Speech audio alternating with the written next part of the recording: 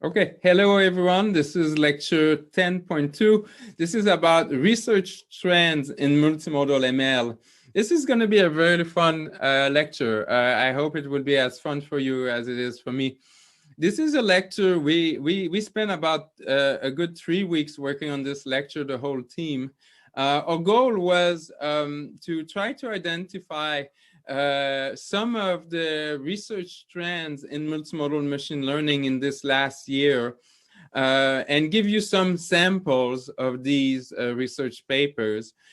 This is not meant to be exhaustive. This is not the only research trend, but these are some of the interesting research trends that we observe and we want to share with you.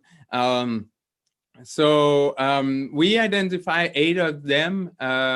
In fact, we have some of these papers that I also introduced in the lecture on Tuesday. So I'm going to go through all of these 8 trends in multimodal machine learning, pointing 2 papers for each of those trends, just to give you some kind of idea. All of these papers are available on the Piazza website, so you can also look. And the reason I can do this is because we spent the last 10 weeks or 9 weeks to look at all the core components of multimodal machine learning, and now we're bringing them all together and looking at what's ahead, what's going on, what's ahead. So that's the way to look at it. So abstraction and logic, looking at reasoning and causal inference, looking at how to understand the multimodal models, how is the common sense in multimodal problems, the social impact, fairness, and misinformation of these models, and looking at how to make them more engaging and also maybe more multicultural. So these are the topics we'll be discussing.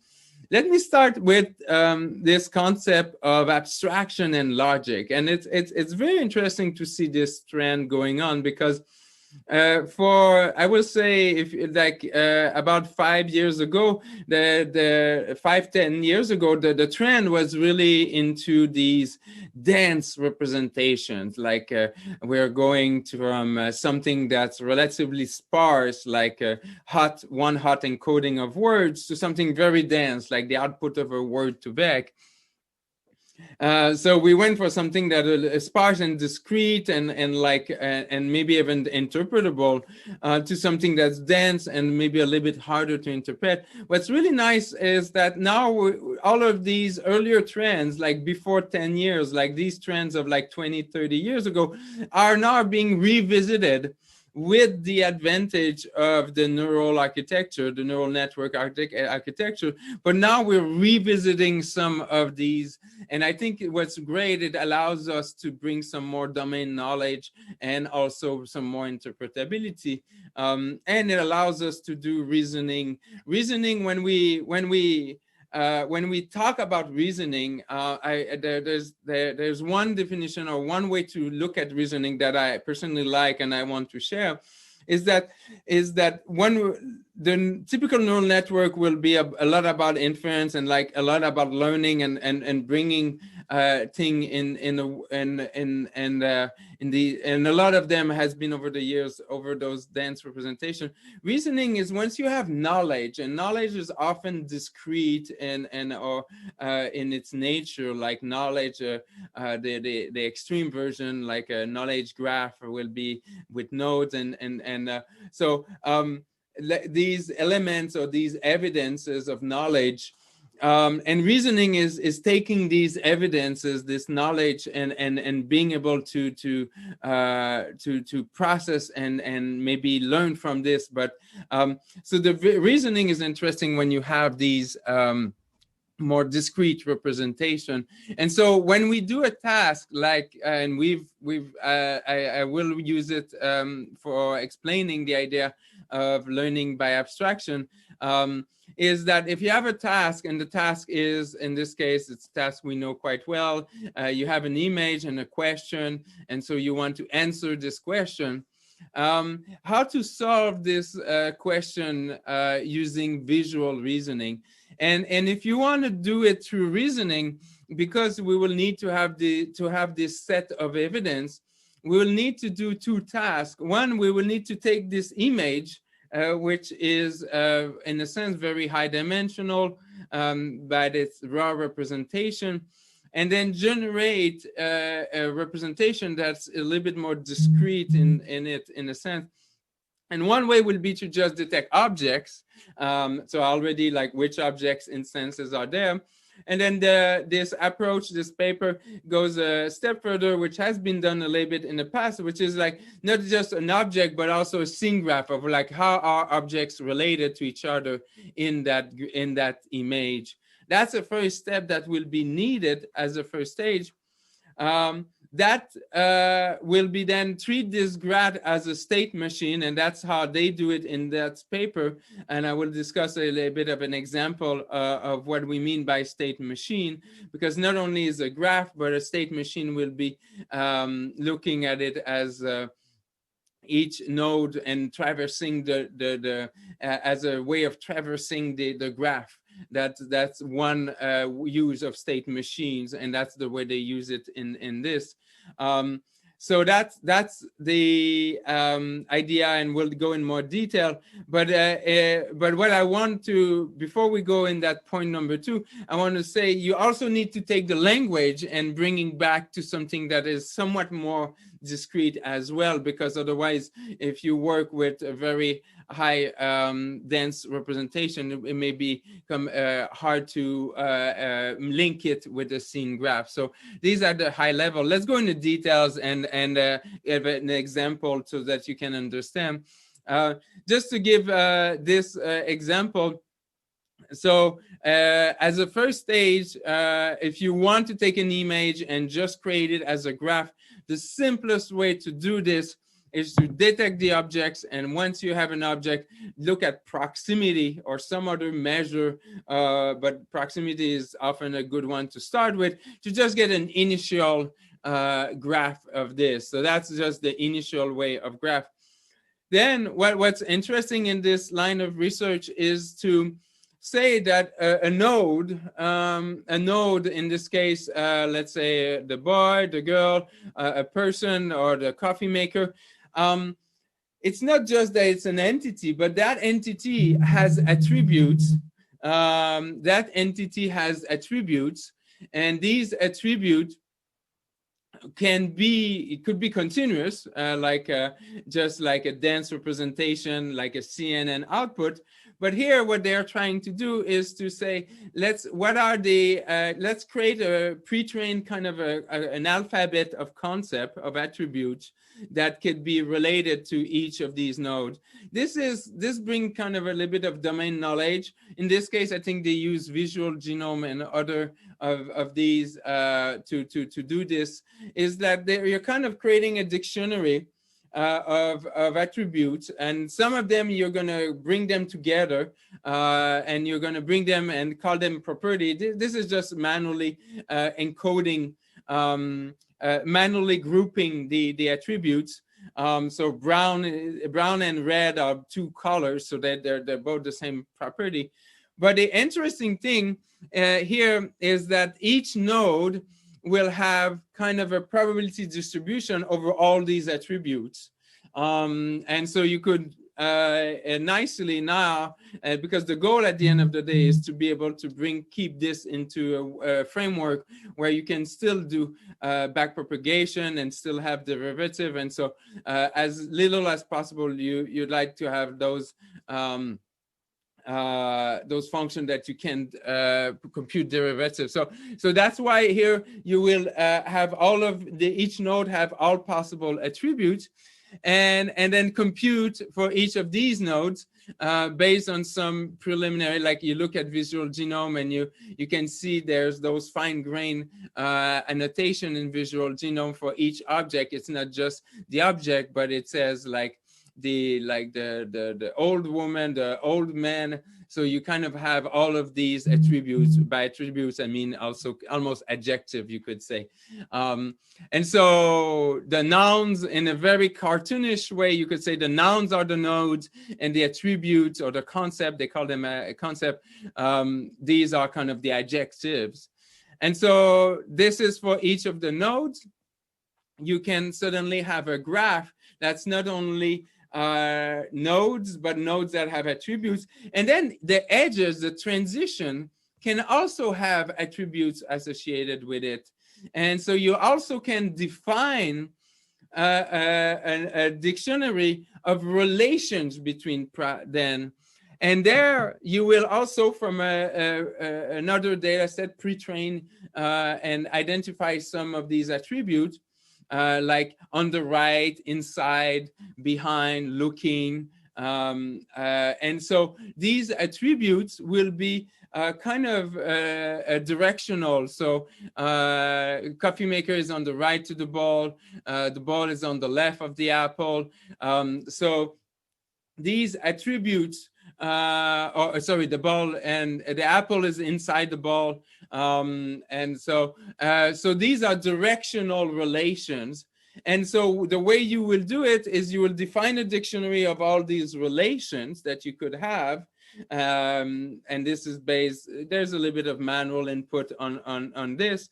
And then when you get a new image, you get two objects. You get a coffee maker and a ball, and then you look at all possible relations you could have, and then you suddenly, through a network, you're going to estimate the probability that this relation is present between these two objects. And you can make it undirected or directed. I believe they did it directed, if I remember correctly in the paper. You could do it both ways. And directed will be the ordering of the two objects doesn't matter. Directed will be the ordering does matter.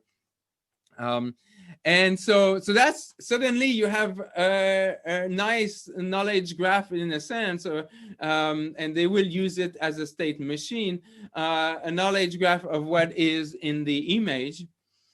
So then the next step is to go ahead and take the instruction and try to also bring it in something that will be similar to at least entities as they are in the visual. And there, I think there could be many different approaches. I don't want you to think that this is the only way to do it the way they've done it. You could have used a lot of syntax information and maybe like just look at noun phrases. In this, they look at it as a sequence modeling, and then start clustering, in a sense, the sequence into, you could see it as phrases, although they're not in practice exactly phrases, but they could almost seen as phrases. And so they take this original one and in a sense cluster or group the sentence as a sequence of these groups, and these will be kind of, each of them will be kind of an instruction. And then finally, the final steps, which I'm not going to go in all the details, part of it also because I could not resist, and I put this paper also as one of the reading assignments. So I want to leave some of the details to whoever is reading it, and also to you to ask. If you didn't read this paper, you can always ask the person who read the paper in your assignment, your reading assignment about it. But yeah, the last step is to finally perform the reasoning. What it means is one instruction at the time. Let's say you start somewhere, coffee maker. And then one instruction at the time, you will decide to traverse this graph. And so here it's a nicely designed example so that the transitions are so obvious based in practice, there's a little bit of uncertainty on what step to take next, and that's why the decision to what is it that you will take next is in fact based. That's where the neural network is coming in. Is that every node will have a vector associated with it, kind of a representation. Every instruction will also have a representation. Every attributes of that will also have. So you can, from all the attributes, you can, in a sense, do a weighted average of them, and they do something similar to that, not exactly, but that, and that gives you a representation of that node. That's how each node can be represented, and the transition came from a dictionary of relation that each of them not only had like a tag, like this is on the right, but they also had a neural representation. And so you can see a similarity of these with that instruction you have to do, and that will tell you where to move in the networks. So as an example here, hopefully you can see on your screen, what is the tall object left of the bed made of. And so this will also be put into a representation, which is in different sequence, like bed, left, tall, and then made of. And then you have your knowledge, which is just like pictured here. And so you computed your graph, you have your sequence of instruction, and then you reason to it. Reasoning is traversing the graph in this case. And I'm not going into details of my goal today is not to show results in general. I mean, if a paper has been accepted, there must be some interesting, and there is always a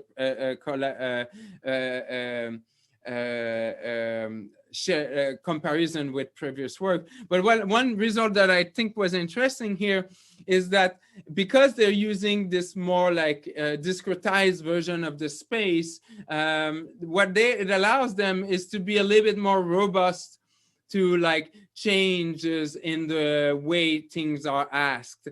So if suddenly there is a negation, and so the content changes, or if the structure changes, what is the object covered by, what is covered the object, like, so you were changing. These had been a big challenge before in the previous cases. If it's purely dense version of this, sometimes neural network may find some shortcuts, and these shortcuts don't generalize to new way of phrasing the problem. By taking the language and kind of discretizing it, by taking the image, kind of discretizing the space, that allows hopefully better generalization and hopefully easier for the reasoning.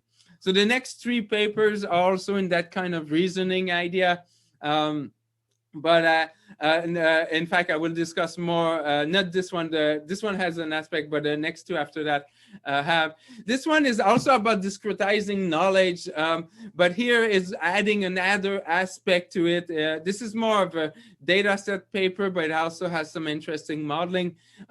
But the interesting thing here is the aspect of first discretizing the knowledge, but also once you discretize knowledge, then you can bring back some of the interesting things that have been explored both in AI and just in logic in general. You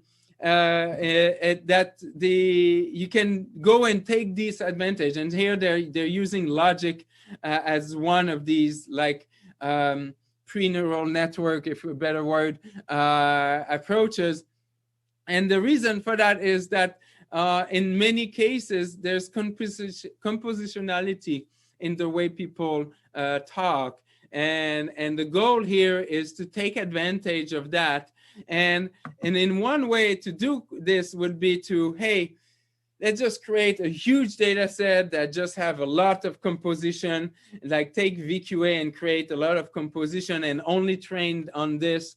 And because it's kind of a data augmentation. So that would be one way to look at it, is like a pure just data augmentation way. Is just like let's just create more data that gives me more robustness to like variations.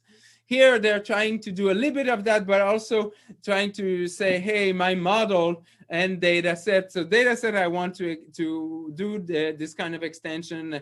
But I want to also, on the modeling side, try to allow the model to take advantage of the knowledge that question could be compositional in nature, could be a simple negation, or it could be also supplementary. So new information could be added. And that's interesting because here, if you just do this, and there's two parts to it, this one you've already seen and one you've not seen, but maybe you could still pick up on this, but if you look at it just as one coherent, just one question, it may be hard with typical VQA. So this is the idea of bringing logic into these problems. The specific of the model is just one approach. I think you can see it kind of a interesting baseline for this. I think there's a lot of future work to be done, but this is an interesting first baseline. The first step of this is LX MERT. This is just another example of cross-modal BERT and transformer models, one that work quite well. So these, what you get output of this is, so as input image and a question, just as a reminder, this part is just a reminder for all of you. You get two things. You can get a contextualized version of the image embedding. Contextualized meaning it's no more just the embedding of the objects in the image, but it's the object of the image contextualized based on the question. And the opposite, you could get the image, the question now contextualized on the image. And you can also get a cross-modal embedding, which is kind of fusing both together. The interesting part is now, hey, I would like to detect automatically from this embedding, and specifically, I think they use the cross-modal modal embedding, and then detect through some kind of attention module which operation, you can call it the cognitives, like connecting, which operation exists currently in the question. So looking at the question and looking at it and trying to find, is it an and, an or not, or and this is just so that you can use this information to then after that be able to better answer the question. They did a little thing also to look at the type of questions. This is doesn't go directly in line with the goal of the logic, but it's just another thing that they did. So I wanted to share this because as a first trend that I see in multimodal is that these dense representation, there's more and more interest also in kind of discretizing this space, because that way we may be able to do, when you have these pieces of evidences, and then there's some reasoning that you can go over it, and that can help. Help you maybe not in the short term if your only goal is to work better on this data set with this exact phrasing and the sentences written that way or the images are that way, but it may and hopefully goes in generalizing better to other domains because you've done this abstraction, and that may work better. So I want to give a few more examples, but this one are more on the reasoning side of it. It's less on the discretization, how to discretize and represent, but more on the reasoning, although the two work hand in hand often. So the third example today, the paper that we wanted to share with you, was about cross-modality relevance for reasoning and language and vision. So here, the core of it, although it is partially on reasoning, and this is an example of a data set which is on the topic of visual reasoning, where you have two images and then a sentence that is potentially related to it as a description. So the left image contains twice the number of dog as the right image. So is it true or false? Or you could look at it as a generation task if you wanted to. But and then the more classic visual question and answering. This paper was that the interesting part of it was about the relevance. And relevance is if you've taken this class here today, not today, this semester, you will probably call it more alignment. But or at least very related to the concept of alignment, and it's the idea of knowing the relevance, like the link or how grounded visual and language entities are. So what I like about this is that it's also, again, looking at it as entities, which can be really simple these days. It could be an RCNN on these, and so you have objects, and it could be looking at phrases here, noun phrases or verb phrases here, but these will be your entities. the part that I think differentiated for me, at least, that looked really quite interesting was also the idea of aligning or finding relevance, not just between entities from language with entities in, but also looking at pairs of visual and pairs of language. So if you have two words together, how do they relate together, these two words? And trying to find in the image two objects that also relate the same way. That I think is really interesting. So it's relevance.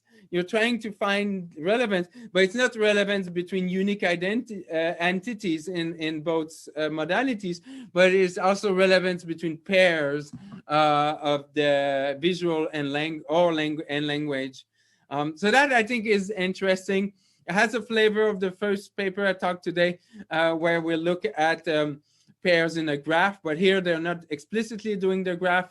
They're looking at it just as a set of objects and a set of maybe linguistic concept or language entities.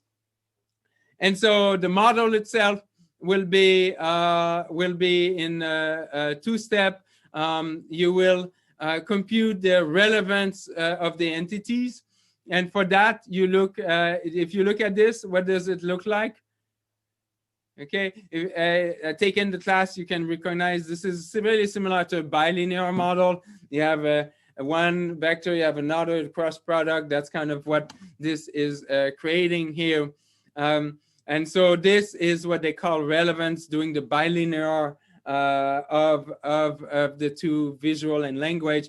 And what you can get, as you know, from when we talk about fusion and representation, it's like this text and visual. What it is these entities are really like matching words with images. So I believe darker is stronger relevance. So strong relevance for branch, and the word left, I'm not sure why this one, but you should these should be that how relevant an object is to a text entity. That's kind of the and this we already looked at, or at least we approached it. The interesting part is not just to go with this entity at the entity level, but also do it at the pair level. And I invite you to look at the paper in more details on how exactly they're doing this. One of the intuition is that you should be deciding, because there's the space of pairs between objects can be very large. So a decent amount of the paper is also designed into maybe not trying all possible pairs in vision and all possible pair in text. Otherwise, the space would be too large. So how can we go and do it in a faster way, a more efficient way? And so that's the idea for looking at relation between pairs, or what they call relational relevance. So you align the entities, and then you align the pairs. And then after that, once you get these relevance, then you could either multi-layer, or in this case, they look at local similarity, local templates, sorry, not similarity, local template, like with the CNN, to just try to look at patterns. And they will do it in a hierarchical way on top, with the goal eventually to get a representation of how visual entities are related to text entities for this, and how the same way visual and text at the pair level is also. So I think this is interesting, and I invite you to, again, a lot of these are teasers. I mean, I will not be able to go through all these topics but I want to give you the core ideas so that you get the main intuition, and hopefully pique your curiosity. The reason we put this lecture also at this point is your midterm is next week. And then after the midterm, you will be exploring all these new research ideas. So these are also papers to look at to help like kind of fine tune maybe your research ideas for the midterm. So another idea is about multi-step reasoning. So not only and if you remember the first paper had a little bit of a multi-step because it was multiple step because multiple instruction. Here it's not about multiple step because you have multiple step in the instruction. It's more like it's like, let's do find what is the most important. And so they're looking at it as an attention problem, and looking at it as like a kind of course to find kind of approach, if I had to put a very high level intuition.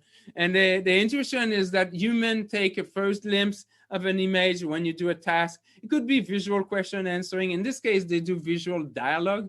But a visual dialogue, meaning we had been talking back and forth, and now I'm about to either ask another question or answer another question. And so what should I say next? That will be one way of formalizing visual dialogue. And so how, if you want, you could call it just VQA, visual question answering. The important is that as I'm trying to answer the question using the image in VQA, you could say the intuition is human can go first glimpse based on the history or maybe just a question, and then you can revisit that after looking at it. We're now taking a second look at it.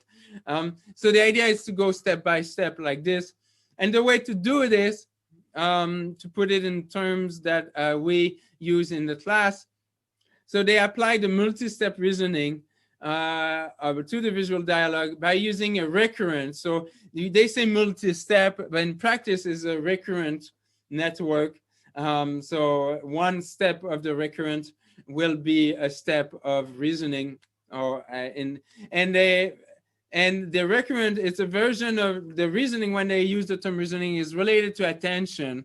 And so so as I have a set of objects I could focus on, and then the reasoning, at least the way they use this term here in this paper is then is like, where should I attend into this?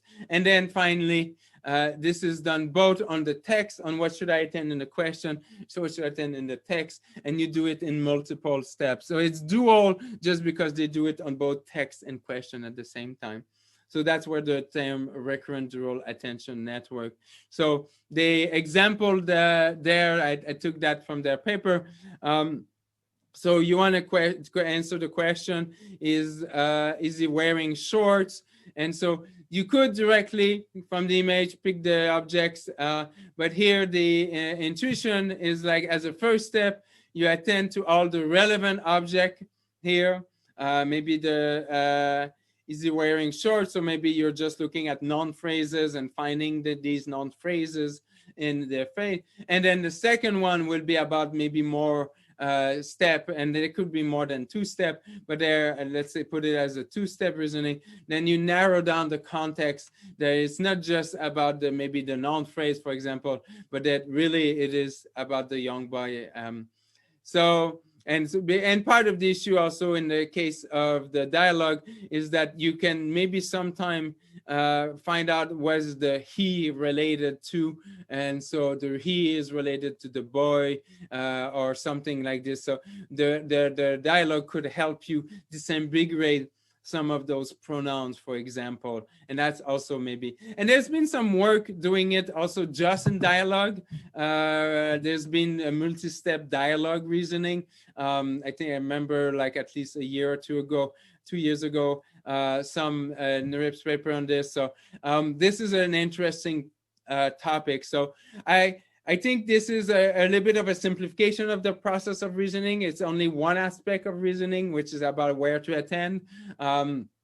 I think everybody is trying different approaches of formalizing reasoning. I think you should not see it as reasoning about just one way of formalizing reasoning. There's been over the years many interesting ways of formalizing it. This is the model. Don't worry, like this is just typical encoding of the history of the image. The interesting part is really in the middle, and here. The part I want to point it out is that this interesting kind of coupling We talk about coupling of multiple stream, when we have coupled HMM or coupled graphical model, probabilistic graphical models. And you have this kind of coupling, the vision, and eventually give you the language, and then the language give you the vision, and the vision give you the language. So you have this like kind of, it's not the, there's the direct coupling, and here it's kind of a version of coupling, or because you do one and then that gives you, you do the other, gives you, instead of doing both at the same time. So it's an interesting, it's a version of coupling in there. So this is another example of multi-step reasoning. I want to bring, and that's another research trend. I want to bring a third example of research trend that I think is becoming even more popular. It's kind of the holy grail of AI, and or one of the holy grail of AI. And so I don't think we're about to solve it this year or next year, but it's definitely a good long-term goal. Causality has been a very interesting and very challenging topic, and there's been a lot of interesting work on this topic in statistics. So if you're interested in it, I would say start first with statistics and then learn from causality there, and then you can explore and go. I'm going to try to give some concept of like theories behind causality and some concept. It's not meant as an exhaustive lecture on this topic, but I want to give you a glimpse of this. But to do causality or inference, often these works better when you, again, can kind of discretize your space, and you can have these evidence or these variable with potential states. That is usually the most helpful. But these could be also just dense representation if you really prefer. But the causal graph, and that's one concept I want to share with you. Let's take an example, like it could be just VQA. You have a question, you have an image and an answer, or it could be visual dialogue. You have a question, an image, and some kind of dialogue history. This is one way of formalizing visual dialogue. What the important part here I want to do is just kind of a naming four variables, just because that will help me later on when I start describing the one specific papers using causal graph. So here we'll say Q is the question. It could be question because it is in fact a dense representation of the question, like a word2vec or a BERT of the question, or it could be maybe that question is in fact put into sub variables, like we talk about noun phrases and other when we did the scene graph. But for now, let's say it's only one entity, just one variable, just to simplify. So the question, the image, and the H, and the answer, let's say for now are just one variable to keep the problem simpler. A causal graph is an acyclic graph, graph where nodes denote variable and edges denote causal relationship. So the edges are the variables. In this case, we had 4 of them. And the edge is, and usually directed edge, is a cause and an effect. So the source of the edge to the arrow, so the cause and the effect.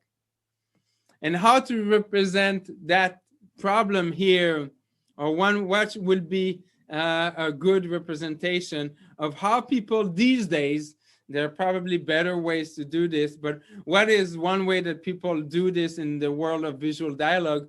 How do people represent the problem of visual dialogue these days?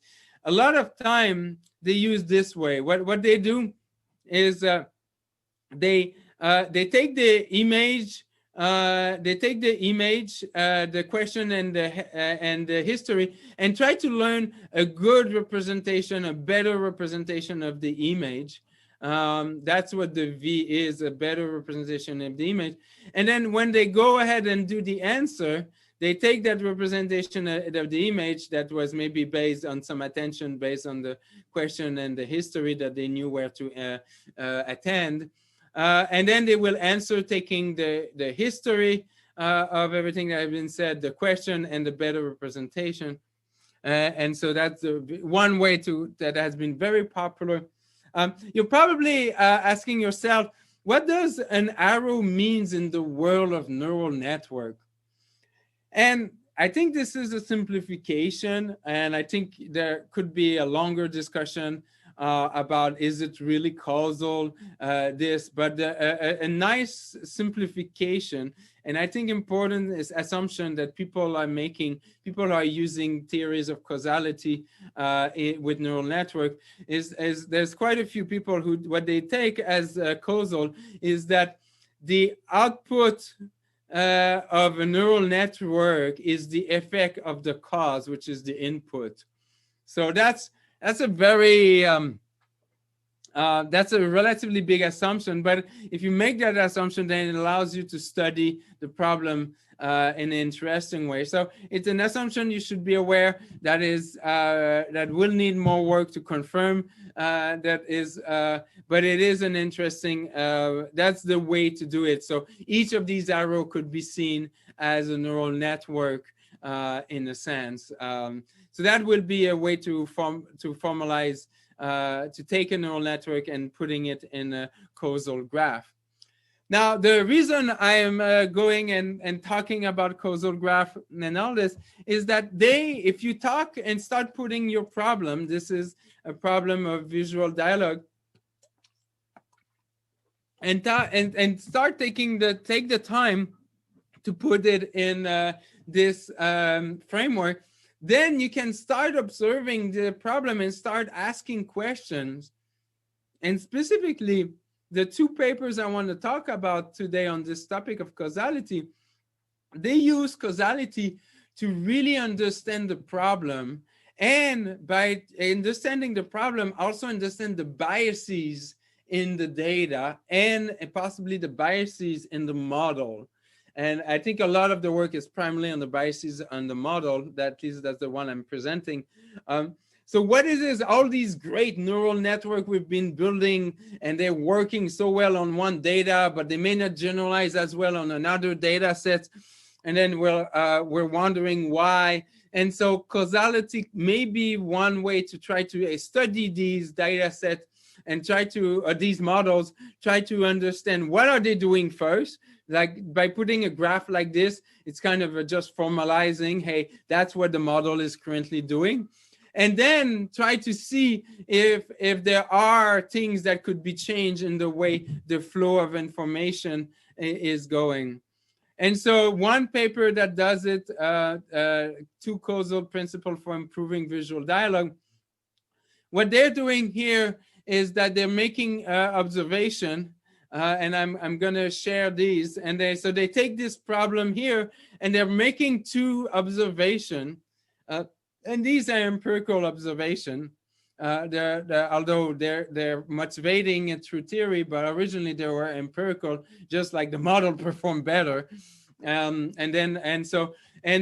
one interesting one was that this history, linking it directly to answers may be something hurtful, and may unfortunately allow the neural network to learn shortcuts it should not learn, because it then not generalize well. And then the other one, which I think is, if anything, the most interesting, is the concept of confounder, and I will discuss it more in a second. Let me just talk about the first one. Like the idea here is that you have a history and you want to get the answer, and there's this very interesting kind of folkloric knowledge in neural network or even in multimodal and I'm probably one of the people also sometimes pushing for that. I'm like, multimodal, more modality is always better, or more information is always better, and let the network learn, but give all the knowledge you have, or give it all the input features you have, and let the model learn it. Here, the concept is that maybe adding always more data, more information to may not all be helpful. And they empirically saw it, that although you want to predict the, here, you adding the history again, like, because the history of the dialogue was already used to get a better representation or better understanding of the question. And usually it is because there's some pronouns and they are hard to disambiguate, but with the other history, it's helpful. And then to know where to look at in the image, you also look at the history. But you may think, hey, why not, when it's time to do the answer, why not put the H again? And it worked better on some data, so hey, I will do it always. But here, what they found, which was really interesting, is that if you have a history of the dialogue, you have a question and you like to answer, when you put this baseline, when you put this, when this link is there, what this end up learning is that it end up learning that the answer that you want is in fact an answer that is the same length as the previous answers. It's interesting, huh? It's like what they end up learning is that, like, hey, it's just because I've seen all these previous answers, I probably want an answer that has the same length, just because that's the way this person was speaking, or this annotator was doing it. When you don't put it, then you get answers that are there mostly not because they look like the history of previous answers. All of these are answers for very different questions, so that there should not be knowledge that are used just because I phrase things differently. Like, you want no, not because it has the same number of words, you want to just put it as a good possible answer. And so that what they were seeing is that if you not careful, there will see a correlation with the length of the question, with the length of the history of the question, with the length of the final question. And this reduces that one here by removing this link. The more interesting of causality, and I need to bring a new concept that I have not explained yet, which is the concept of confounding variable. And let me just talk about confounding variable before I talk about the specific for that paper. Confounding variable is, we may think in certain cases, because we look at data and we're like, hey, every time, I should have prepared a good example. I don't know. Every time I see, let's go with this.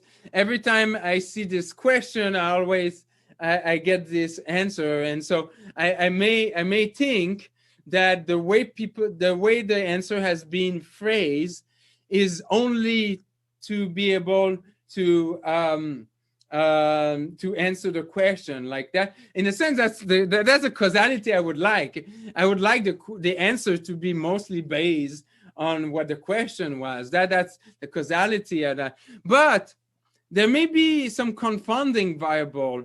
And in our case, is the data set were created with the same annotator, or some, at least maybe creating both the question and the answer. That would be one possibility. Is like, or at least the user or some other cause, let's say, but one version would be if the same person created both, or then it looks like there's a causality between them, but really it's just that both were just created with the same. And so that's a confounding variable, and that's very hard. That's one of the hardest thing in causality, is like something you see a correlation, but is it really causality? There could be another confounding variable that makes it so that it looks like they're related to each other, but it's not because one caused the other. So that's the idea of confounding variable. Confounding variable may be okay to model, but there's also sometimes, like in the example that of visual dialogue, that's the case, is you can have a spurious relation with Q&A. So it's like maybe effectively there's some effect, like Q is causing A, but there's maybe on top of it, you may also have kind of a noise, and it's adding a noise. But if it was just white noise, then we could ignore it. But here you're adding this kind of bias that in the data, and so modeling it explicitly will, and that's the key of the solution, is modeling it explicitly. If I don't have it and I just model H, Q, and A like usual, then it's going to be much harder for my algorithm to really learn the real causality, because there's some confounding. But if I allow my model and I explicitly have that confounding variable as a path, then my hope is that this will help the learning and the optimization. And so in our case, the U will also be unobserved. There are cases where that confounding variable, we're lucky and can be observed. In our case, it's going to be latent in this. And most likely, the intuition is that because answers could see the history, and so I gave an example earlier, maybe the same person created both. But here, in this case, at least that's the hypothesis from the author, is that maybe the people who created the answer, they could look at the history. And so they can look at the history, and so there may be a bias in the way they phrase the answer, and that becomes a confounding. And so the example of confounding example will be, in this case, is this context he. So like you have a person pausing in the front mountain of a gear. That's the first initial. Is the person a girl or a boy? What is he wearing? Okay, like, so we have the he, what is he sneakers. And so in the, if you have this, like you can go ahead and is this context he is the topic, I expect the answer about he. And so that gives you some interesting confounding variable here. And in this case, in this context, I like to ask, are there? In this question type prefers. And so this can be trained, like this kind of backdoor can be learned automatically into the model. And so this is the example. The paper goes in more details. What I wanted to share, this is the approach they finally got, which says, hey, let's remove the link directly, but instead make it as a U variable that is there as a kind of a bias, a confounding variable. And that's the idea behind their model. And the take home I wanted for you here was to look at causality as a way to explain, or at least a way to test hypotheses, because that's the problem, is like, you know, there's maybe a bias, but how can I frame it as a research hypothesis? Now causality formalism can maybe help you to formalize these hypotheses and be able to test. That's the main take home. The details of the model, of how they did it, I leave it to you to go in the paper. That's the first take home.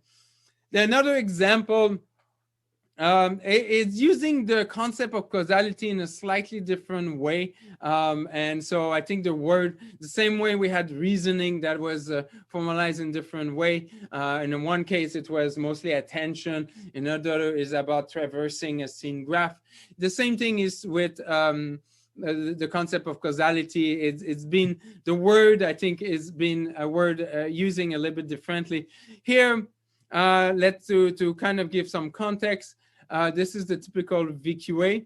And the VQA here in this case is you have an image, and what is in the basket, or let's phrase first, what can be seen inside the basket? And let's say the VQA gives a remote.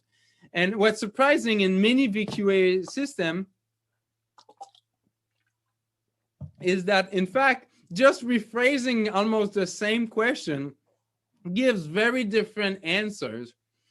And that's a little bit troubling. And so, like, why? Probably because it learned some shortcut. So the same issue as the previous paper is like it learned a shortcut. That's most likely what happened. But how can we make the model not learning that shortcut, and really learning that what the answer for that question, what caused the answer to that question, is really what a human would have also thought the same way. Not that the neural network did a shortcut because there's a remote here on the image, and that's why, like, I don't, just an example of a shortcut. So VQA may find these spurious correlation and these confounding variables, exactly like in the previous case. And so the research idea here in that paper is to try to remove visual objects to see if they are confounding variable. So if really the algorithm, like, you would like the algorithm to still be able to do it. Like, let's say I remove this remote. Is the algorithm still able to correctly give the right answer? Because the original remote is still there. So if I remove this remote, do I still get the answer that I want? And then the interesting part is not only because there's an interesting model that will be, and so there's kind of three things. One is proposing a new kind of data set. But the interesting part is also have a new evaluation metric, because now you would like any VQA to still be able to correctly answer it, even if you are removing objects, at least not the object needed for the answer directly. And so what they do here is they suggest a consistency metric to study the change when a specific object is there or not there. Like, will the person correctly, like, you want the answer to be the same. So that's one. And in some cases, you remove an object and you want the answer to be different. That's another way to do this. But you want to be consistent. So whatever it should be, like whatever the human annotator tells you is the new answer, you want to be sure that the algorithm is giving you that. And so one way would be to manually re-annotate after you remove each object. Here, the idea is you want to be consistent between all questions and all versions of this. So that's kind of an approximation to the human annotation. And how do you remove object? GAN is definitely a good way. Removing object, I think we're at a point now where there's a lot of great work that's been done in removing object. And so GAN is a good way to do that. And so now what's nice is that you can, what's nice is like you can try these on all of the state of the art, and then you will see very quickly, although those are differently cherry pick in the data set, but in general, the tendency is there that algorithms will have a problem. But the interesting part of the problem, the paper, is to go the next step and try to solve this. And what I like about this is that it's trained the VQA, training the model on the original VQA data set plus the synthetic data set.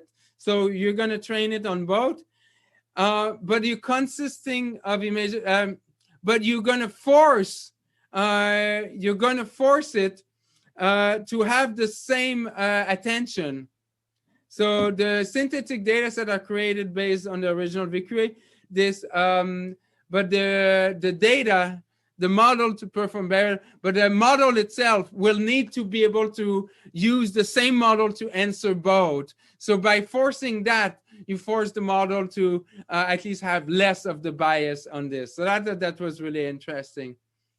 Let me go a step even further and trying to go and say, let's try to understand why multimodal. I think you're probably getting a little bit now. I kind of started with like, hey, I would like to take advantage of this great work that was done in like conventional or classical AI, and that required me to do a lot in representing my knowledge so I can reason about it and maybe even do causality about it. But the reason I also, when I started talking about causality, is I started to also like, why are multimodal model working and why are they not working sometime? I think that's really important. And I want to give another example in that direction, but here it's not using causality to do that. But it's using just an extension of the data. It's a more data-driven approach. And here is that, is the banana ripe enough to eat? VQA will, let's say, answer that. But then, are the bananas mostly green or yellow? And then the VQA doesn't get that answer. And that's really troubling, because if really a system was to be able to know ripe correctly, they will know that ripe for bananas means that the color needs to be yellow. And if you're not answering the second question correctly, that probably means that a shortcut happened. That seems like an example of a shortcut happening. And so what can we do in this case to handle this situation that there's a shortcut? And then the idea here is to create a data set, select only the reasoning. So what they did is just a first step, which is just selecting in the VQA, just the question that require composition of perception knowledge. So there's different knowledge evidences and perception, and there's a compositionality to this. So that's a subset of the question. And then the more interesting is that they now suddenly add more questions to it. These are sub-questions that if someone answered this, you should be also answering these questions correctly. And so, and then they propose and I think this is related a little bit to the previous paper. Another way to solve the previous paper could be also with this kind of model, is to attend to the same region when answering both questions. And I think that's really interesting. So you want to be sure, and that's what the squinting model does, and that's why when I talk about the previous paper, I think I also linked these two models. But here, this model is about attending the same region when answering both the main question and the sub questions as well. And that's interesting, because then you would like it so that if all of these are about the same object, and to answer them, they all sub-question of the same thing, then you should be attending at the same place. That's a simple way. I mean, I think there's a lot of interesting follow-up to be done in that direction. This is just one way of improving the way. But I think the general idea is that you should be successful. This doesn't mean that everything is going to be suddenly performing the same reasoning as a human will reason, but at least it's a step in that direction. And I think it's at you to think of other ways to expand on that. I want to also go a little bit more like I would say fundamental question is like, what makes training multimodal classification hard? Why is it not succeeding? And that's a little bit of the original question I asked earlier in this lecture, is like, is more data always better? I mean, we talk about it with like the history of a dialogue, that more data is always made, like adding more modalities should always help. That's kind of the intuition that we have.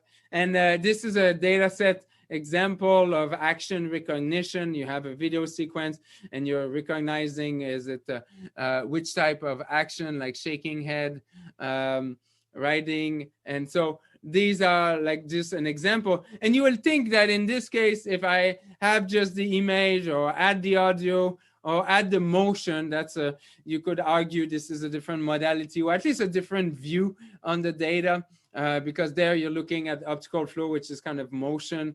And what's really interesting in this, and for anybody who's worked on multimodal, it happened more than once where you work on a problem, you add a modality, and the performance is not as good. There usually it means there may be overfitting. That's one possibility, because you have more data, and I think that's a big one. The paper is trying to argue that although overfitting may be an issue, and there may be more, and so trying to think of why. So as I just mentioned, one of the possible reason is that multimodal network are more prone to overfitting due to increase in modality and complexity. I think that's a first one. Any working in neural network, you probably get that. An interesting one is also this, which is different modalities overfit and generalize at different rates. So training them jointly with a single optimization strategy may not be optimal. So it may be that one modality, like let's say you're learning a model where you have this joint representation, and then finally trying to perform a classification task from that. Maybe not language and visual should not all be should be trained at different rates. In this case, maybe language, I don't know, maybe more discrete, more closer to the higher level representation of its semantic, while let's say the visual is maybe closer to the lower level and the texture and the appearance of the object. And so so maybe it makes sense to go on one faster than the other, or spend more training on one. So that's kind of the intuition. So to address these two, there's two key ideas in this paper. The first one, which is the main building block, in fact, of both ideas, they're both building from that first idea, which is compute an overfitting to generalization ratio. And here's the idea, is that if you compute the typical like training over epoch, so this is like the loss and the epoch, and so the blue is the training loss, the red is the validation loss. This is a classic one, because usually the training always get better, but the validation eventually can get worse. And so here the idea is to compute the distance between the two as you go along, and then compute the gap between them. Okay, so and that value will give you that the delta of these, that value will give you a gap between training. So AGR, you do it with respect to each modality, tell us how much to train that modality. So that ratio will allow us to give some information about the overfitting, because you want it to generalize. So definitely you want to get an improvement on your validation, but not at the cost of overfitting. And to find that trade-off, why not compute a ratio to this? So that's the first one, and that one I will say is not it's a unimodal, and it's not a multimodal. But the second one, the second idea, takes this a little farther to the multimodal case, and here is that maybe some modality should be trained at different rates. But what is that rate?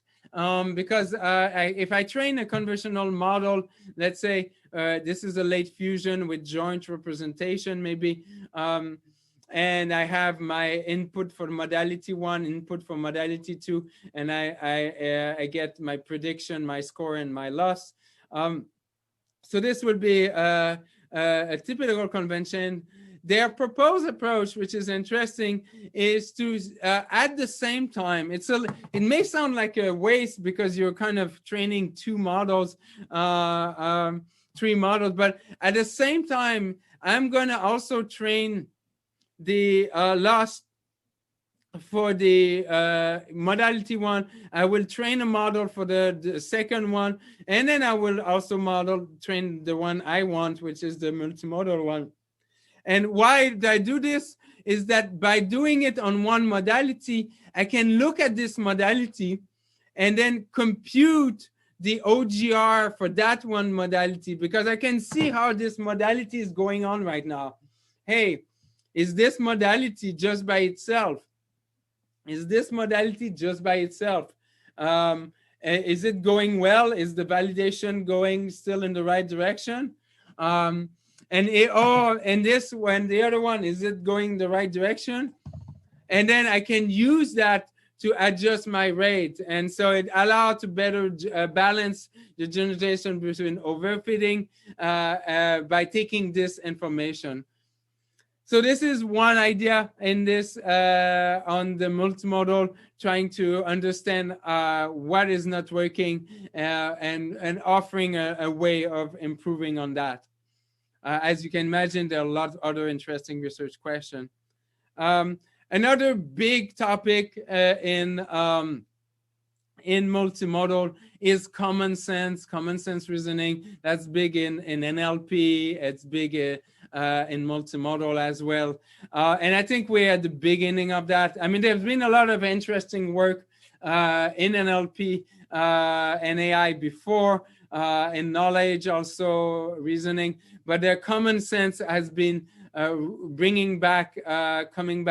And one direction that is relevant also to some of the projects in the class is looking at it, common sense, as part of emotion, and looking at it in the case of dialogue. So in dialogue, the emotion can be often just be based on currently the current representation, but also based on the context of the people before. And so the context is important, but it's not just context, and that's what this paper on common sense is trying to push, is that it's not just this context. The way of formalizing the context may be through some kind of aspect of common sense. Is like, you know, that if someone is laughing at you and you were already sad before, then you're gonna get probably angry afterward. So this the kind of common sense that you can expect. That's the kind of thing you would like to model. So the proposed model is approach is for each utterance, try to infer not only the intent of this, but also the effect on the speaker and the reaction. So you're not only trying to predict, hey, my emotion, but also what just said will have an impact on the other person I'm talking with. And to do that, what's really nice is the author took the time to create an extension of their data set, the MEL data set, where it's not only looking at the emotion or also the intent or the emotion, but also it's not just about the emotion, but what was really the intent behind this. So it's kind of a pragmatic. So this level is more on the pragmatic side.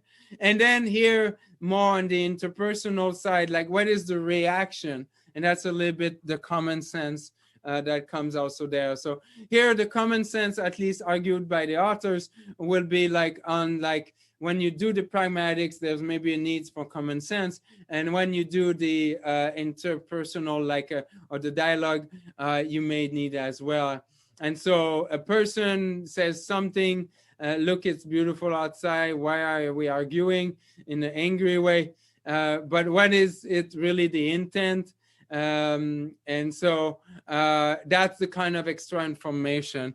And just to get a quick hint, in fact, for time purpose, I may not go into detail. The main thing is that they integrated this Comet. So if I realize I didn't talk about this model, but one computational model of common sense relatively recently, that was Comet as a way. And so this model tried to add this The rest of the model is more typical, where you look at the previous state and the state of the other person and use that to predict the next prediction. So I want to bring one more aspect, and then the last few take home, I may need to just give you the high level version of that. But one thing is about coherence. Coherence is an interesting topic. It's a little bit related to common sense. In this case, it's provide the relation between two spoken or written sentences. And so coherence provide information about how the content of discourse unit, so discourse, different sentences or discourse unit and so the interesting part of this data set that was shared and the research task is that let's try to at least formalize that. It's like, and there's been a lot of work in just language about coherence. It's like, is this sentence coherent with this sentence? And so that's the first question, is it coherent? But a more interesting, like, why is, or what is that relation? How is it coherent with each other? That's even more interesting. And so if I say this image and this sentence, like horse riding, jumping a fence, is like, what is the level of coherence between it? It's maybe just a very fine-grained description of what is being, while meta could be more like about a more meta, large, higher level understanding of that relationship, or it could be an opinion, or it could be telling a story. So it is, these are different ways that discourse could be, and the coherence could be encoded in the discourse. And so the novelty of it is to not do coherence, not just in language, but do it in the multimodal between language and their caption. And from that, they managed to get a great data set for you if you want to look at on this. So I know we're almost out of time, so I'm going to do this one last one because I think it's a very, very important one, and we'll have a full lecture, guest lecture on this topic.